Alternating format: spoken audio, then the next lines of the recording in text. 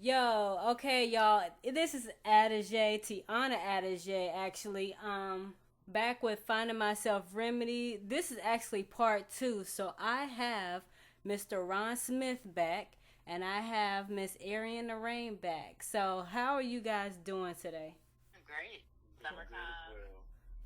Summertime, summertime. We're pretty much in relaxed mode, so I'm gonna try to see how we can still keep it lively on this day. I'm gonna just do a quick recap and then try to bring everybody a little bit up to date with what we were talking about last time. So I was pretty much asking you guys what you did. I know Ron, you are a marriage and family therapist, and Erin, you are a school psychologist, and with the type of fields that you all are in is similar, but yet you kind of do different things because you work differently with so Arian, you work with the younger people, and then Ron, you work with the adults, and however it flows with the families in the differences of ages. I know I was asking you guys as well questions like, what's the main thing that you see people coming to you about.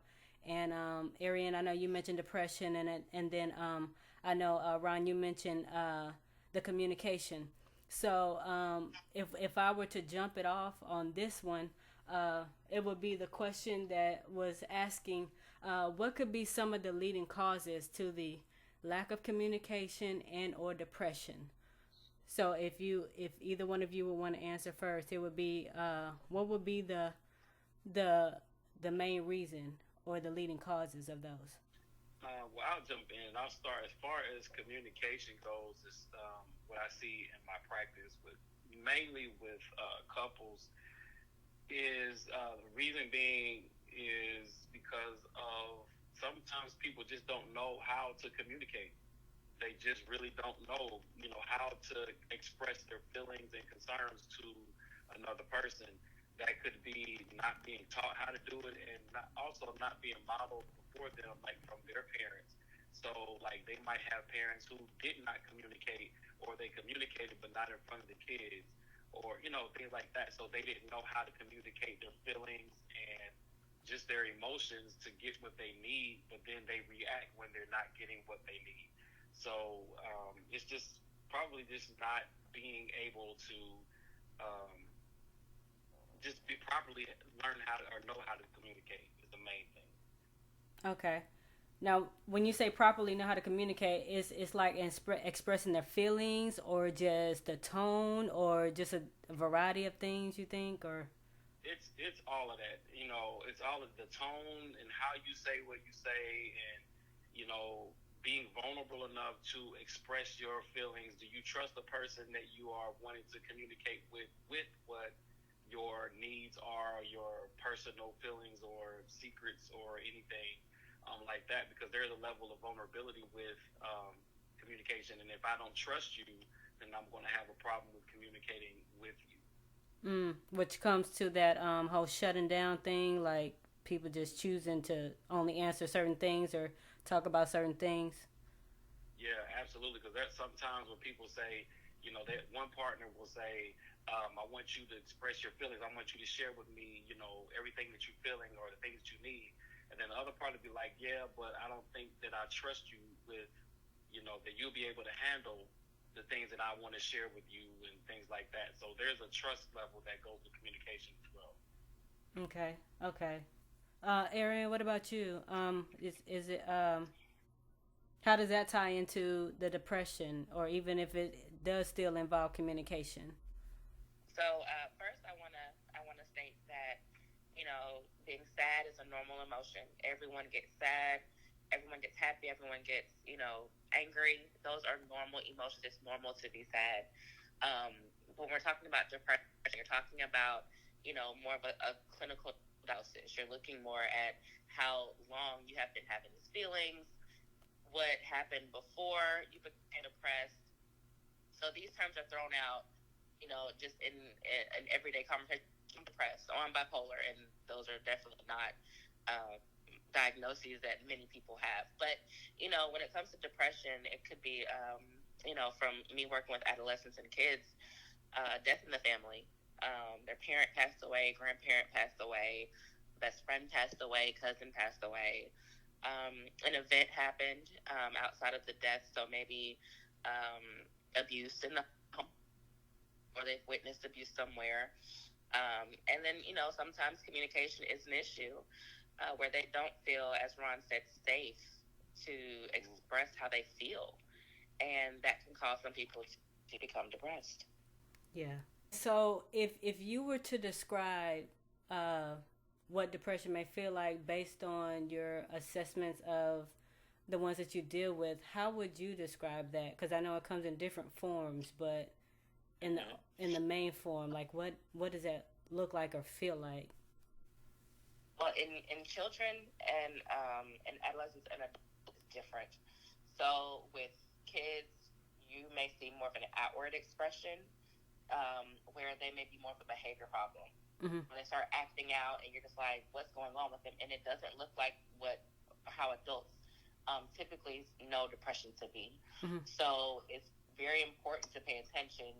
And when kids are getting in trouble in school, it may not just be a behavior issue. They could be dealing with some symptoms of depression. Mm-hmm. And that's what a lot of people don't realize. But you have the withdrawal. You just don't want to interact with others. Solitude.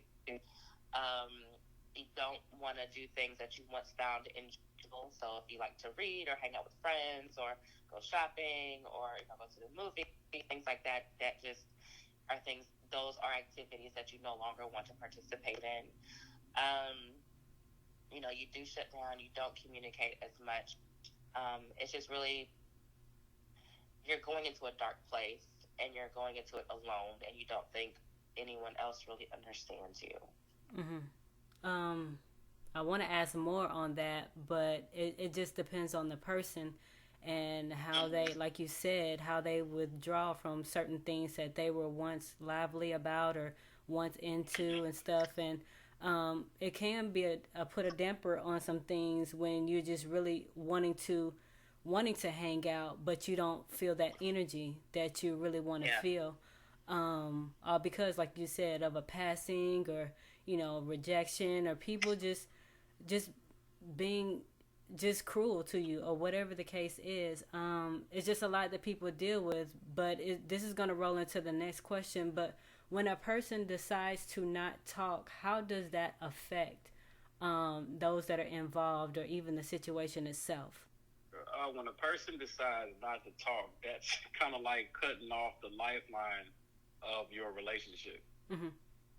That's basically, it's like if it's gas to an engine, not talking, that's definitely going to cause the engine to stop. So talking is definitely something that is encouraged and is necessary to keep your relationship, whatever that looks like, afloat. And that could be personal relationships, that could be business relationships, that could be friendships, that could be anything, because people are not mind readers. Mm-hmm. And sometimes we expect them, sometimes to read our minds or whatever, because we don't want to talk, we don't feel like talking. But talking is key, and it is essential to every type of relationship. Mm-hmm.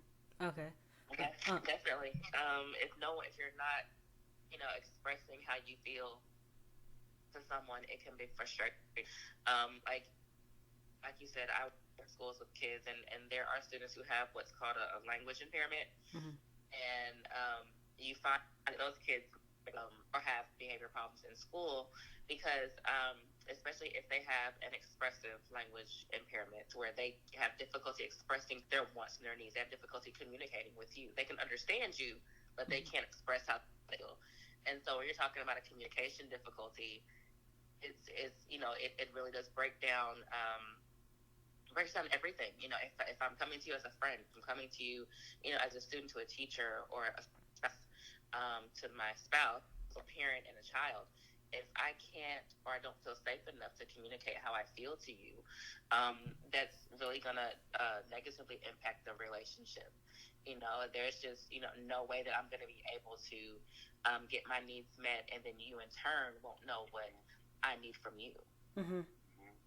I also add to that. I mean, all of that is like spot on. And just add to that, like sometimes when you don't communicate, you are communicating. and you want to make sure that, like, you know, your needs are being communicated correctly and they're not being misinterpreted. Because when you don't communicate, then your body is talking. Then your, like, everything about you is communicating, and that's what we are reading. And if you don't say and state what, you know, you need or what the issue is, then we may misinterpret your intentions or what's going on with you, and then that could cause a bigger issue. Yeah. And some people, I think, knowingly or unknowingly, they use that lack of communication sometimes as punishment. Yeah. You know, where I'm just not going to give you my attention. I'm not going to give you, you know, I'm not going to talk to you, and that's why I'm punishing you. But you know, that, you know, can give the adverse effect of what you want. You know, so it's just, you know, very important to be careful with your words, what you're saying, but also, you know, express yourself. You know, you do have the right to say how you feel. And that's beneficial for everyone involved. It's just, I guess, sometimes some people have difficulty understanding their own feelings and their own emotions, so that may make it difficult for them to express to others what it is they want and need. But again, if you feel that you're in a safe space, you trust the person that you're communicating with, you can say almost anything, and they will help you process through it.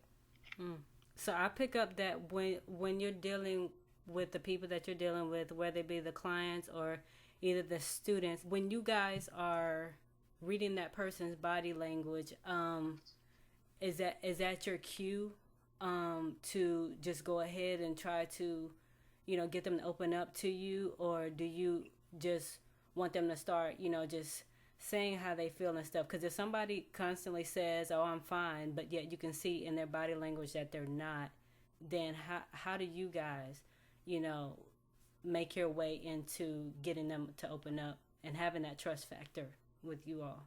Well, for me, and when I see my clients, like, reading all forms of communication, I'm reading and I'm following and I'm tracking, be it verbal, be it physical communication. Like, if we're talking about a subject and I can see that their leg is shaking, then I know there's something there around that subject. Or if I see, like, their eyes are twitching while they're talking about a specific subject or trying not to, then I know that that's something there, and that might be an area that we need to dig a little deeper in. So all forms of language, you know, is being tracked and, you know, being noticed and being followed, because that can be a key or indication to a deeper issue that needs to be addressed or dug into. Okay. And for me, it's a little bit different because I see my clients or my students on a daily basis at school. So I don't have just one interaction. They may see me in the hallway, or I may have tested them, and so they have a familiarity with me.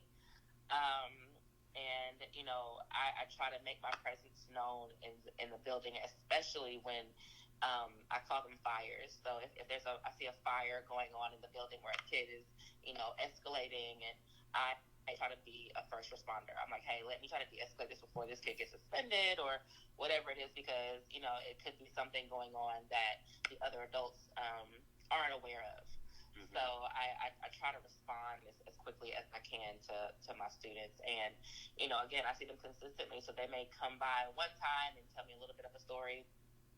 I may have hit them, and during our testing session, I have a clinical interview of questions that I ask them, and, you know, in asking those questions, I may prompt other answers, or they may come back, hey, I forgot to tell you this, or this is going on with my parents or with my friends. And, you know, I really try to have those one-on-one sessions with them as often as I can if they come to me. So, you know, whereas Ron, in the clinical realm, they make an appointment, they'll come see you, you know, at that designated time. Mine's more ongoing.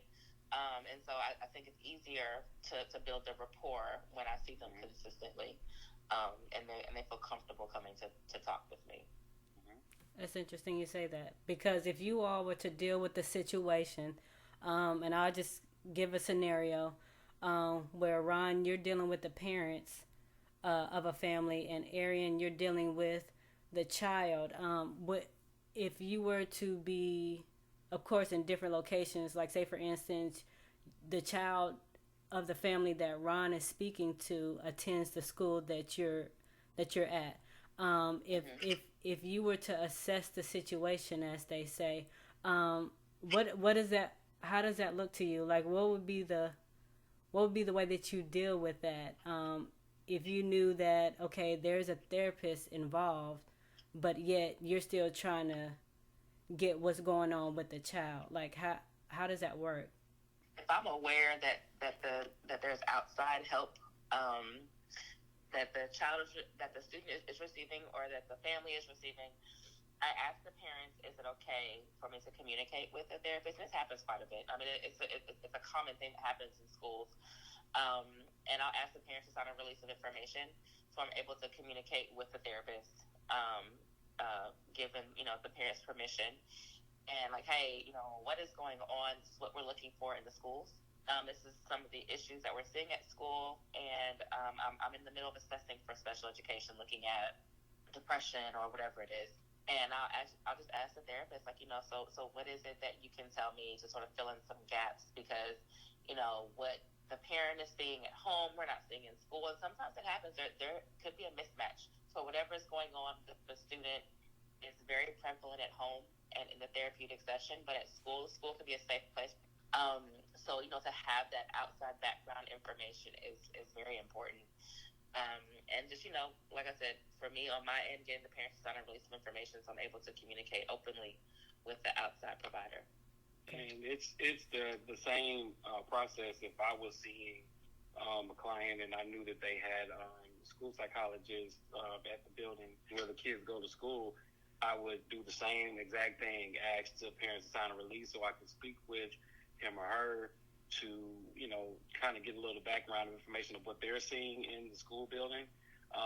If I'm seeing that something needs to be addressed or showing up in the session or whatever, it's the same exact reasoning, the same process, all of that, with the same goal in mind, helping the client or the student. Okay. And this is just to pull a little bit from the last interview that we had, and even with this scenario. But do you think that a lot of things that these families deal with, are they family related? Like, it happened, to other relatives and it kind of got to them, or is it by experience or learned habits, or it just varies, or learned behaviors really in some cases? Or does it depend on that as well? Depends on what the behavior is. Ron and I have gone through the exact same training when it comes to, psychology, just the basics of it, and counseling. So we do know that there are some diagnoses that have a very strong genetic component to it, to where it can be down, genetically. So it just depends on what it is. I've had scenarios where I've had students that have schizophrenia, and it's like, their dad had it, or their grandparent or uncle had it. I've had students that had bipolar disorder, and their, other relatives that had it as well. IQ, that is something that I look at when I'm at work. I give that assessment a lot, and that is also inherited as well. So on the referral, like, why was it for me? Why the student was referred for testing for me anyway? Why were they referred for special education? Why am I doing this? As to what could be the driving question or answer as to where it came from. A lot of times for me, I have worked, again, all age ranges from pre-K through 12th grade. And a lot of times I've seen where students had behaviors that were very, very, exacerbated. They were, flipping desks and cussing people out, and really just they could not be controlled or could not be managed in the regular setting without extra support. Mm-hmm. And they have been diagnosed with like emotional disturbance in 5th grade or 4th grade. And by the time they're a sophomore in high school, it's like, hey, for the past 3 years, they have not had a behavior infraction at all. Mm-hmm. Like, these behaviors that were once seen at this time are no longer being seen here. And children's brains develop and they mature, and it's important to understand that a lot of changes will happen. But with this particular case that I'm thinking about, this student was living with his mother when he was diagnosed with that disorder and for special education purposes. And for the past few years, when he wasn't getting in trouble, custody switched to his dad. So that situational shift really impacted his behavior in school. Mm-hmm. So, that's why it's really important not to just give a label and be gone with it. Mm-hmm. It's important to monitor to ensure that you have put the correct diagnosis on students, on people in general. Yeah. Ron, did you have anything? No, I mean, that was spot on. I mean, it's the same thing in practice when I'm sitting with clients. It's the same exact thing. I mean, people's behaviors can derive from a plethora of things. But for me, one of the things, the goals that I try to do is to help them to understand the why they do what they do, act how they act, or feel the way they feel about whatever the situation is, and trying to get to the why. If it is family of origin stuff, or if it is something that they've seen or something that they have experienced, nature versus nurture. I mean, it could be a plethora of things, but getting to the why is really important for me in my work, and then helping them to learn how to either reverse it or to deal with it, address it, process it, so they can move on forward with their lives. Gotcha.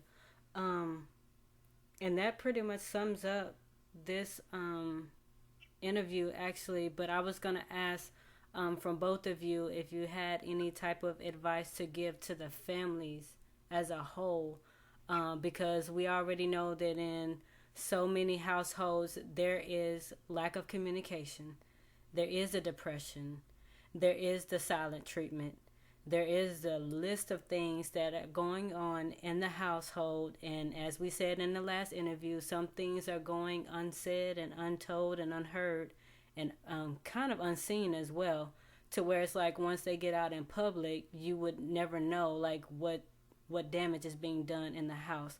So if you could speak to a whole family in general, what would that advice be when it deals with them coming together and finding some kind of common ground to start opening those doors of communication and getting some type of interaction on a positive note, so that it can be a healthier lifestyle for all of them? What would that be? For me, go ahead. You good. I was going to talk about from the school realm, but for me with kids, I think, being, in our community, in the African American community, I think it was, especially me growing up in my generation, kids are to be seen and not heard. And I think, speaking as an advocate for students, listening to what your kids are saying, to you, you may not, think they have a valid complaint or their opinions may just seem out of this world, but taking the time to listen to them and to open the dialogue and to allow them to feel free to express how they feel is important. And, to know that it is okay to seek help. Find someone trusted. Whenever I'm speaking with families, if you need some outside support, I will definitely send you someone, a referral, and it is, confidential. When you're going to seek help from a psychologist, it isn't like you're going to your pastor and your pastor may put your business in a sermon, or you're going to your mom and then they pass the information on to, your aunt or whoever. This is a trained professional, and the information that you provide them is strictly confidential. So, just being open to listening to what your kids have to say, and seeking help if you feel that you need it, and ask for support if you don't know how to get it. Okay. Yeah, and those tools can be applied in the same way in therapy when you're sitting with a family or talking to a family. Just don't be afraid to seek out help, and also to understand that, the behavior or the person is not the problem. The system is the problem that's fueling the behavior. Sometimes, families or parents will bring their child in, it's no uncertain terms. I need you to fix them because they're doing this, and this, and this is what's wrong, and I need you to fix them. But it's not them that is the problem. It's the system that is the problem. So not being so, hard as to they are the problem, but being open to maybe I'm doing something wrong too. And this is a thing that we all need to work on together. And just being open to that possibility is very, very helpful. And just don't be afraid to seek out help from a professional. Friends, okay, that's fine. Pastors and religious leaders, that's cool too. But a trained professional, is something that is very needed and is very highly recommended. So just don't be afraid to seek out help, because we don't know it all. We have the best intentions, but we don't have all the tools. So seek a trained professional to help in any situation. Awesome. Absolutely. Awesome. And I'm gonna throw in this last little bit of nugget, and it's kind of gonna be like the tail end of it all, just to make sure people are actually following through with the advice that you all gave. I know, Ariane, you mentioned to listen to the child and to let them voice their opinion and things like that. And then, Ron, you were talking about just having that avenue for them to, just be able to express themselves freely. Can you all please let the people know or understand, is there or is there not a difference in listening and hearing? Oh, yeah. I think, as kids, we heard from our parents, like, are you listening to me? Are you hearing me? Hearing is biological. Given that, if you're not deaf or hard of hearing, you can hear. Listening is active. You're actively paying attention to what someone is saying. But, a lot of times, when we're having conversations and when someone says something to you, and it could be a sound bite of what they said, and you're responding to that sound bite, but you're missing the rest of the message. Mm-hmm. So when you're listening, you're actively listening, you're listening to the complete message, and then you process what was said, and then you give a response. And, I think about Barack Obama and how he would be very slow to respond to people in interviews. And it was like, it could be a long gap. And I think as humans, we've gotten to a point where everything is so immediate, like we're ready to go ahead and respond right away. But taking just those few seconds to listen and process what this person has said to you before you respond will definitely help the communication. And just the old adage, and I think in scripture as well, is that in all things, get an understanding. And that's part of the listening, is to make sure you're understanding what the person is actually saying, what the intent of what they're trying to say, past the tone, past the behavior, all of that. You listen to what they're actually saying.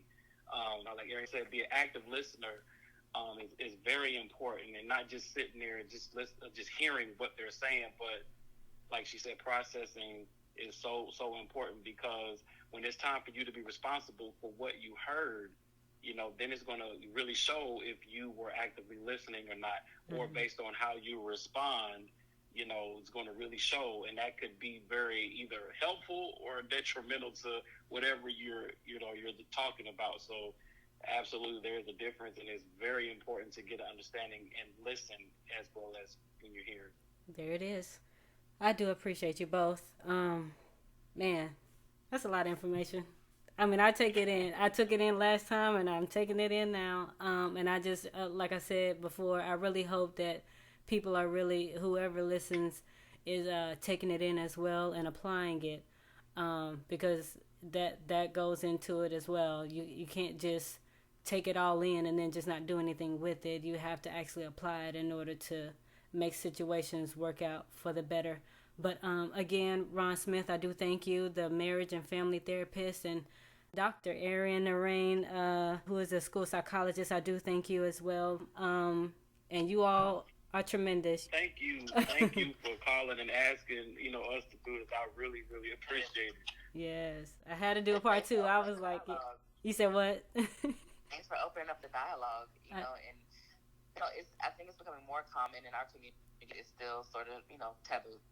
So thanks for having the platform and having us on to, strengthen what it is that we know that our community needs. Thank you. And please don't be surprised if I hit y'all up and do another part. But again, I do I do appreciate you all, and you all continue to enjoy and continue to have all the mental health that you have and carry it on. Thank you. All right. Y'all have a good one. You too. All right. All right. Bye-bye.